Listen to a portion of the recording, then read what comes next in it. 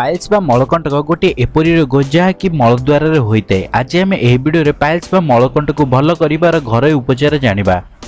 साधारणतः मलद्वार भितर हेउथिबा पाइल्स रे अधिक ब्लीडिंग होता है जहाँ आम इंटरनल पाइल्स बा अर्श कही था और मलद्वार बाहर हेउथिबा पाइल्स को एक्सटर्नल पाइल्स बा मल कही था।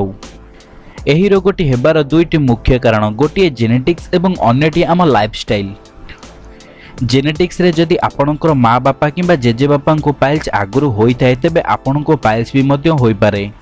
एवं लाइफस्टाइल रे आम लाइफस्टाइल बा एक्टिविटीज अधिक तेल मसला जातीय खाद्य खाइबा, पेटर एसिडिटी, लाटिन करने समय अधिक प्रेशर दे लाटिन करबा, मलद्वार ठीक रूपे सफा न करबा, पैकेट एवं मैदा जातीय खाद्य अधिक खाइबा, अधिक चा पीबा, शरीर मोटापण, कौन से शारीरिक परिश्रम न करबा, एही सब कारण पाइल्स परी रोग होता है।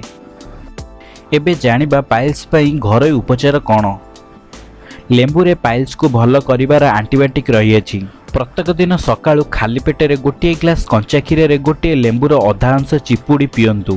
पीला बेले ध्यान रखंतु लेंबू चिपुड़िया मात्रे क्षीरटी छिड़िबा पूर्वरु सांगे सांगे क्षीर ग्लास को पी दियंतु। जदि गोटे ग्लास क्षीर को सांगे सांगे आपण पी पारुना तेबे क्षीर को दुई भाग करी दुई थर लेंबू चिपुड़ी आपण मध्य पी परिबे। आयुर्वेद अनुसार लेंबू रे गोटे खास प्रकार एसिड रही है जहाँकि मल को नरम करने सहित मल द्वारा संबंधी प्रत्येक रोग को ठीक करने सहित मल त्याग प्रक्रिया ठीक कराई थाए। आउ क्षीर भी मध्य मल को नरम कराई थाए। एही लेंबू एवं क्षीर को प्रत्येक दिन सकाळ खाली पेटरे 7 दिन पर्यंत पियंतु। यह सहित तेल मसला जातीय खाद्य कम खातु। पेट को ठंडा करला परि फल पनीपरिबा मध्य खातु। यही घरोई उपचार करने सहित निज लाइफस्टाइल को बदलाइबा को चेष्टा करंतु। जदि आपन को यह वीडियोटी भल लागिला तेबे लाइक करने को भूलिबेनी एवं यही चैनल को सब्सक्राइब करी साइड रे थिबा बेल नोटिफिकेशन को क्लिक कर दियंतु आगु को यही परी हेल्थ रिलेटेड वीडियो देखिबा पई।